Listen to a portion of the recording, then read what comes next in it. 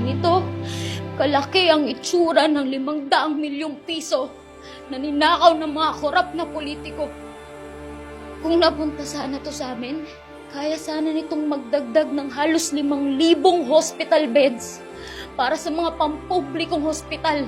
Kaya sana nitong mag-provide ng daang-daang teknolohiya, pasilidad, at espesyalista.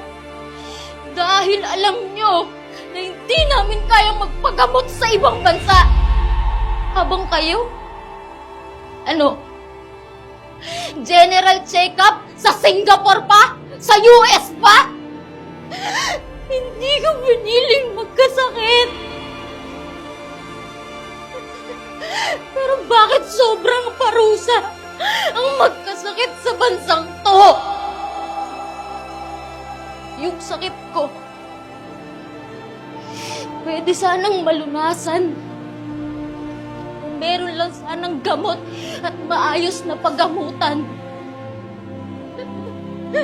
Pero pagdating ko ng ER, ang sinabi sa akin, wala daw gamit, wala daw gamot, wala daw bakanting kama, walang doktor, lahat na lang wala. Patayin niyo na lang ako! Ang masakit, alam kong may pondo para dito. Pero ninakaw na.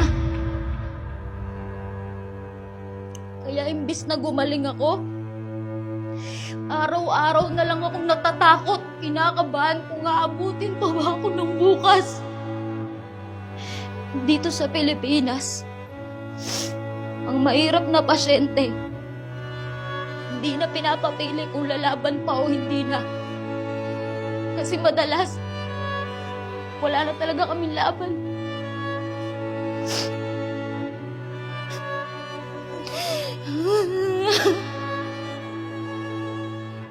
Hindi na tama na ang kalusugan naming mahihirap ang sinasakripisyo para sa bulsa ng mga iilan.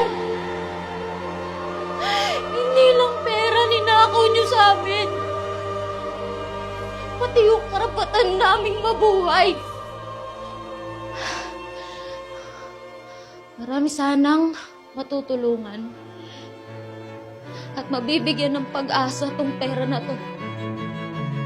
Pero hindi yun nangyari dahil ito ay binulsa at ninakaw.